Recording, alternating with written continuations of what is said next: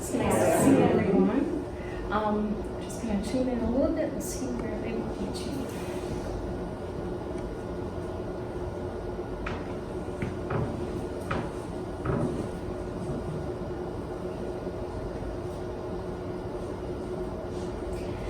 In spiritualism, we do believe that we do take personal responsibility for our own self and our own healing and our own growth and development. And one of the ways that we do that is by, I do a lot of meditation myself, and I do a lot of soul searching in what things make me feel stuck. And sometimes we don't realize the patterns we're putting out in our own mind. And it's just like a little seed when we do plant, and this is a nice weather or nice time of year to think about what it is we want to restore, plant, grow, kind of redo a little bit of our own thought process if we do that, because we are responsible for our own healing and our own growth. So what is it that we like in our life, and what is it that we would like to shift or move or change a little bit? And I'm sure all of you have done this throughout and working on your own self. Maybe we do a little bit of writing. Maybe we do a little bit of, again, meditating a little bit on what it is we want to add in.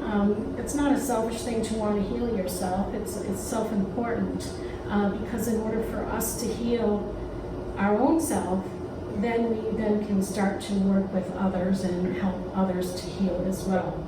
It also clears out our own self so that we can be more of a clear channel.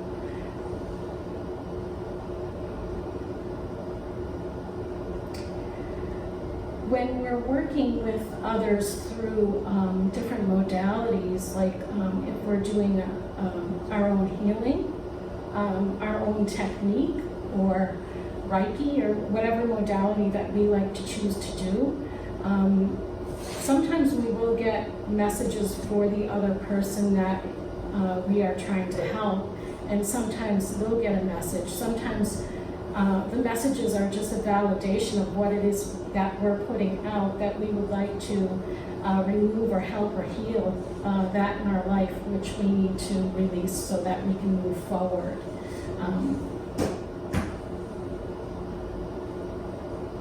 And I think some of the hardest things are when we're working with someone and they say they really want to heal, but 3 or 5 years later they're still working on that thing they say they want to heal, if you understand. And I think sometimes it is really difficult to work through some of those painful things or things that are stuck within ourselves that need to be released. And we want to do it, but then at the same time we know it's a very emotionally charged releasement, if we understand that.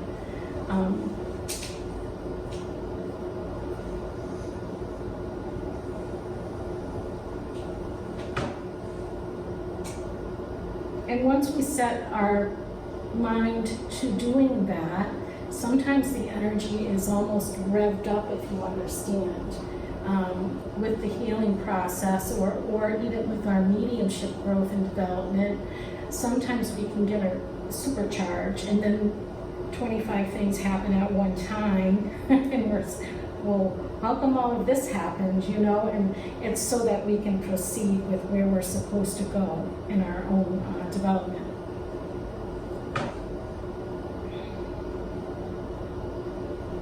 And how many of us are readers or work with healing energy here? Several? Okay. The process of the healing is we lay our hands in the energy of the universe, or whichever energy you're working with. Sometimes we pray the Lord's Prayer to help the person to heal for their highest and best good. We believe that our body is just a shell, and that we cultivate our body to match our mind, body, and spirit, and so that the energy can flow and help heal even physical ailments. My friend is a Reiki practitioner, and she said that she's seen many tumors heal in people and just mysteriously shrink. And I feel that there's a power that's greater than us that is working with our thought process. And so that's one. And then also with our mediumship, as we start to open up there, we communicate with those. Like I was saying, our body is just a shell and our consciousness moves on.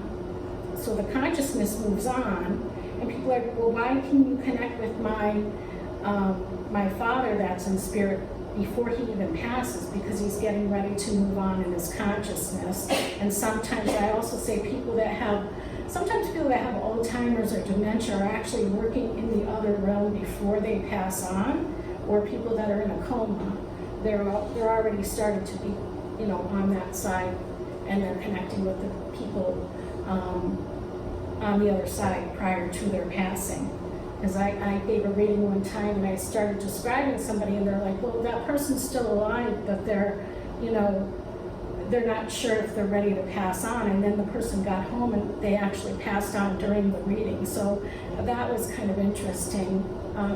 And sometimes people need to heal on the other side before they can come through. So they don't necessarily come through right away after they pass because they're going through their own healing process.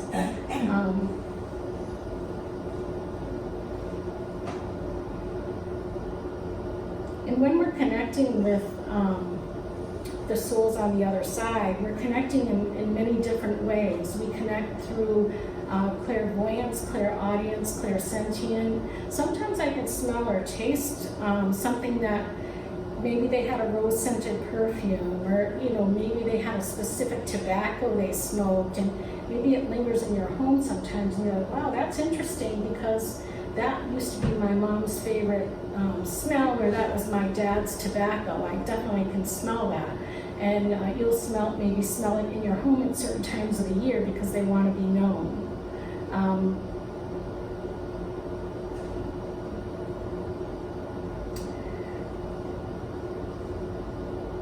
One of the questions I just heard was that, is there a negative spirit, or are there negative spirit? Well, are we negative here? So, yes, they have to work on themselves, just like we do here. But do we want to dwell in that energy, or do we want to move higher in the energy? So it works both ways on both sides. Also, when we're healing and we're doing mediumship work too, sometimes I've gotten a client that would sit in my chair and they would say, well, I don't want to hear from that person. Why is that person coming through? And I said, well, why, they had a very hard relationship with the person. The person was abusive. The person maybe was a really bad alcoholic, and they need to apologize to the person that is in the chair. And sometimes the person in the chair will actually not want the apology because there's so much anger, and it works on both sides. The spirit might need that progression, but also the person may need that to move on or release it.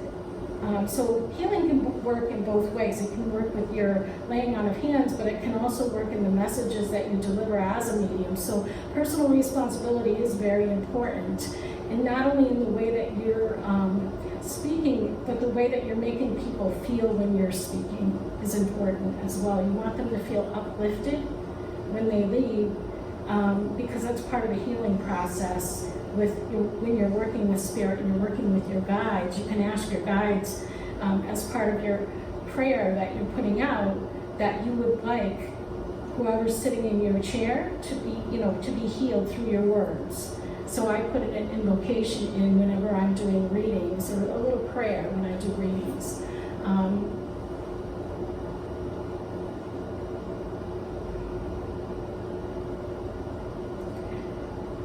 I think some of the most difficult readings that I've ever done were in dealing with different family dynamics. I do group parties here and there. If you're a reader, maybe you're asked to do that once in a while. And some people think it's all fun and games, but it really isn't, because when we're doing our mediumship work, some pretty heavy things can come up. And one of the parties I went too was they were all a group of lawyers and doctors. There was about 6 of the brothers and sisters, and I didn't know who was related to who, but I just kept seeing legal things. I just kept getting legal papers. I was seeing red tape everywhere. I kept seeing ashes.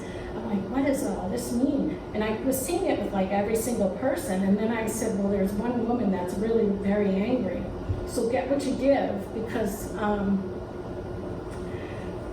they all started to cry, and the reason they had me there is because the stepmother stole the ashes of the father and wouldn't tell the lawyers, all the brothers and sisters where the ashes were. So she did that because she didn't like that family. So it's very interesting. I had no idea. I didn't even know. I just knew the person's first name when I went. So some things like that can come out when you're doing readings. So it is important when you're having that responsibility or having some training to know how to deal with some of the stuff, because it can get pretty heavy.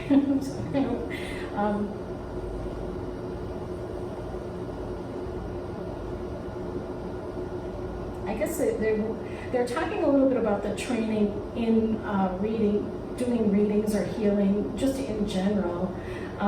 It is important to get a good teacher that does have certificates, or they've worked on themselves, they've done a lot, and they have credentials. It's very important. It is very important because some people can say that, oh, you don't need to read, or you don't need to do this, and this, you just give what you get. And there's some truth to that, but I do believe that having the actual training is very, very important because of ethics. You could say anything to anybody. The first message that I got was, I was sitting in the pew, I wasn't really developed or anything yet. I was going through a really hard time, which is why I went to the church. And the woman from the platform says to me, if you want a beating, I can take you outside and beat you to a pulp. That was my message. No spirit communication, it was just, that was my message. So that's why I say it's very important. You want people to feel uplifted, even if it's like a negative. I mean, like I was saying, you have negative on the other side too, and negative here. And even if you're going through something that's negative, there's a way to say things that is a little bit more, healing. Just a word of advice on that. But I also feel, as many of you, if you're starting to develop a practice or just in general have some idea that spirit is there, that's a faith that, it's part of our religion too, is proving the continuity of spirit. So that's important to know how to do that so that it's evidential. Okay? And the way that I learned how to do that, pretty much if you're a natural medium or you're a natural gifted person, you will just automatically start feeling and sensing a lot of things. Some of us are clairsentient, so that if we're around different people, we're like, oh, I was in a good mood, and then I went to this party and they were all drinking and, talking negatively, and I ended up feeling really sick when I left the party. That means that you're probably clairsentient and you're feeling a lot of things that are going on, or empathic.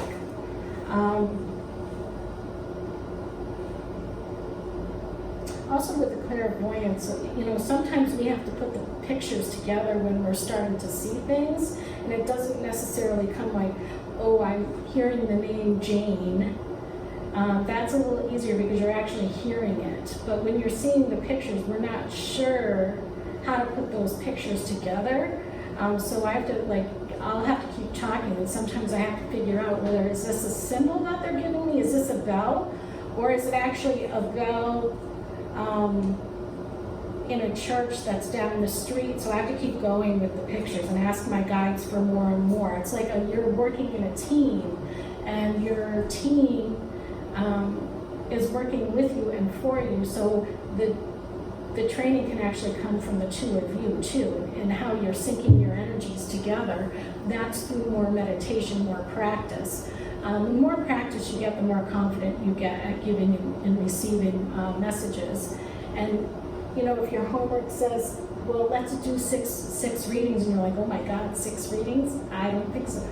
Do them, because the more you do, if you say you want to be a medium, that's part of mediumship, so you need to do your homework, right? And that's how you get the validation that, oh, okay, my guides are telling me the correct thing. And sometimes your own intuition is pretty strong too, so pay attention to that. If you're hearing, oh, I shouldn't go down the left way, I should go down the right street. I did that one time and I didn't listen, and I ended up getting in an accident. So, I should have listened and paid attention a little bit to the messages I was getting. Also, one time I was driving, and a couple times this happened, but one time I was driving, I go, oh no, I'm hearing my tire, and my friend that's a medium was saying this about 2 hours before, you better watch your right tire. I'm like, yeah, whatever, sure, sure. And so I didn't listen to him, and then I was driving home and I said, uh-oh, and down the street I said, oh no, I'm in like 45 minutes from my house. This is before AAA. I'm like, oh no, what am I gonna do? And I go, Spirit, I wish there was a nice Southern trucker. I don't even know, seriously, I do not even know how this happened, other than all of a sudden I heard a knock on my window, and ma'am, I'm like, oh, this is weird. And it was a nice Southern man that was a trucker. I didn't even see the 18-wheel trucker pull up. He's like, you look like you can use some help. My wife thinks I'm crazy for helping people. So, some things like that, we're getting messages or I call them downloads or whatever, if we're in that mode to hear them. So that's kind of nice. So that's clairaudience a little bit too. And there was another time that I was driving home that,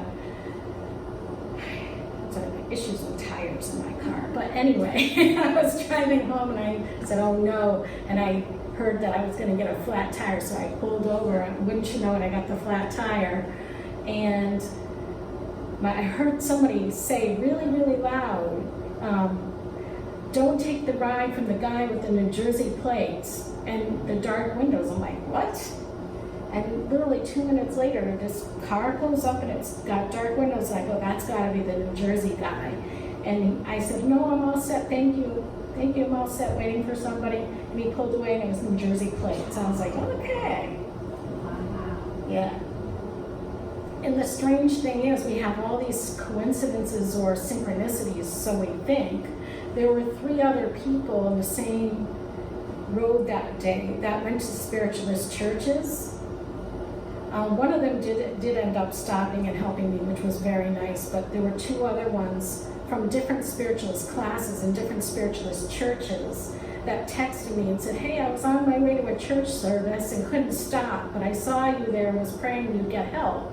And then my other friend said she saw me, she turned around, but I was already gone, and she was from a whole different class. So I was like, well, this is really interesting as far as how sometimes we get synchronicities. We really should pay attention. Sometimes it's numbers, sometimes we get butterflies, and we know that the butterfly, different colors too. We could get like a purple butterfly, which necessarily was my grandmother's favorite. And so you're getting help from your grandmother if you specifically see that one purple butterfly, or dragonflies, or whatever those symbolisms are.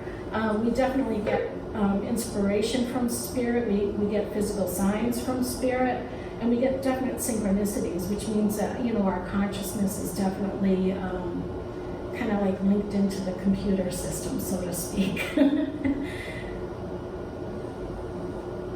So this, to me, is validation that our consciousness does go on, because so many things have happened to prove this one thing to me, that I definitely feel there's no doubt in my mind that there's a conscious awareness, that there is a link up, so to speak, and that we can still communicating with those from the other side, whether they're our family members, our guides, our teachers, our animal guides, whatever it is, there's definitely a consciousness.